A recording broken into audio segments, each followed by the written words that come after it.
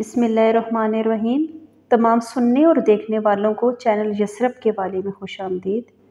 آپ سب بہنوں اور بھائیوں سے گزارش ہے کہ ایک بار صدقے دل سے درود ابراہیمی پڑھ لیں۔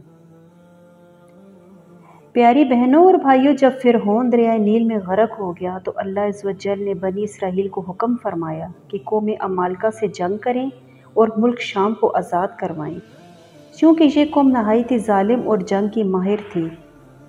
اس لیے ان 6 لاکھ بنی اسرائیلیوں نے جنگ سے انکار کر دیا۔ اس نافرمانی کی انہیں یہ سزا ملی کہ وہ 40 سال تک 27 میل کے رقبہ پر مشتمل ایک میدان تھا، اس میں بھٹکتے رہے۔ یہ لوگ سامان اٹھا کر سارا دن چلنے کے بعد رات میں کسی جگہ ٹھہر جاتے اور جب صبح ہوتی تو خود کو وہیں موجود پاتے جہاں سے چلے تھے۔ اس جگہ کو میدان تیہا کہتے ہیں، یعنی بھٹکتے پھرنے کی جگہ۔ حضرت سیدنا موسیٰ علیہ السلام بھی اس میدان میں تشریف فرما تھے۔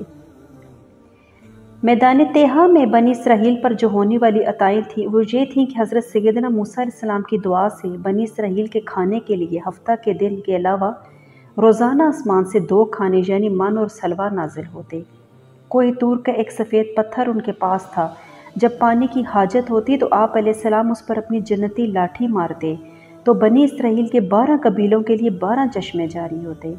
دھوپ سے بچاؤ کے لیے ایک سفید بہت بڑا پتلا بادل سارا دن ان پر سایہ کرتا تھا۔ اندھیری رات میں میدان کے بیچ میں ایک نورانی ستون اترتا جس کی روشنی میں وہ اپنا کام کاج کرتے۔ ان کے بال اور ناخن بڑے نہیں ہوتے تھے، کپڑے پھٹتے نہیں تھے اور میلے نہیں ہوتے تھے۔ پیدائشی بچوں کے جسم پر قدرتی لباس ہوتا اور جو جسم کے ساتھ ساتھ بڑا ہوتا تھا۔ پیارے بھائیوں اور بہنوں، من و سلوہ کیا تھا؟ من ایک میٹھی چیز تھی جو فجر کے وقت سے سورج نکلنے تک ہر شخص کے لیے تقریباً 4 کلو اترتی تھی۔ جب بنی اسرائیل یہ میٹھی چیزیں کھا کھا کر اکتا گئے تو انہوں نے آپ علیہ السلام کی بارگاہ میں شکایت کی، جس کے بعد ان کے لیے سلوہ اترتا تھا جو کہ ایک بھنا ہوا چھوٹا پرندہ تھا۔ من و سلوہ نہ قبض کرتا تھا، نہ دست لاتا تھا، رنگ اور خوشبو اور ذائقے میں بے مثال تھا اور ہر طبیعت اور مزاج کو موافق آتا تھا۔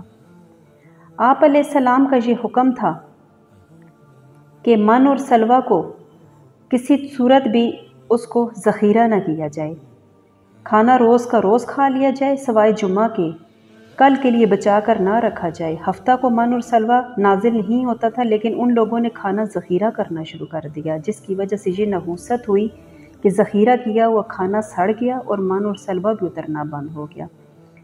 فرمان مصطفیٰ صلی اللہ علیہ وآلہ وسلم ہے، مسلم شریف کی حدیث ہے کہ اگر بنی اسرائیل نہ ہوتے تو کھانا کبھی خراب نہ ہوتا اور نہ گوشت سڑتا۔ کھانے کا خراب ہونا اور گوشت کا سڑنا اسی دن سے شروع ہوا۔